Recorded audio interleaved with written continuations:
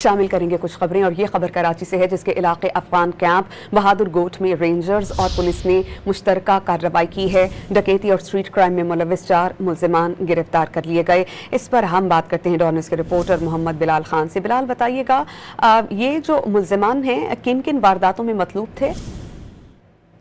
जी बिल्कुल, देखिए पाकिस्तान एजेंसन और पुलिस के अफगान कैंप बहादुर गोट में कार्रवाई की गई है। तर्जुमान पाकिस्तान एजेंसन की जानिब से ये बताया गया है कि कार्रवाई के दौरान डकैती और स्ट्रीट क्राइम की मुताबिक वारदातों में मुलविस 4 मुल्जिमान को गिरफ्तार किया गया है। मुल्जिमान में आलम सवाती, उमर सादिक सवाती, नूर अफगानी और आमिर इलियास शामिल है। गिरफ्तार मुल्जिमान के कब्जे से असलहा भी बरामद हुआ, जिसके मुल्जिमान न्यू सब्जी मंडी, इंडस चौक, जंजार गोट पर शहरियों से लूटपाट की वारदात करते थे और मुल्जिमान के दौरान तफ्तीश छीने हुए मोबाइल फोन की खरीदो फरोख्त और सप्लाई में मुलविस होने का भी एतराफ किया गया है। इस तमाम तर वाक़े के बाद मुल्जिमान को जो है वो पुलिस के हवाले कर दिया गया। पुलिस काम इस पर कानूनी कार्रवाई करेगी। जी, बहुत शुक्रिया मोहम्मद बिलाल खान।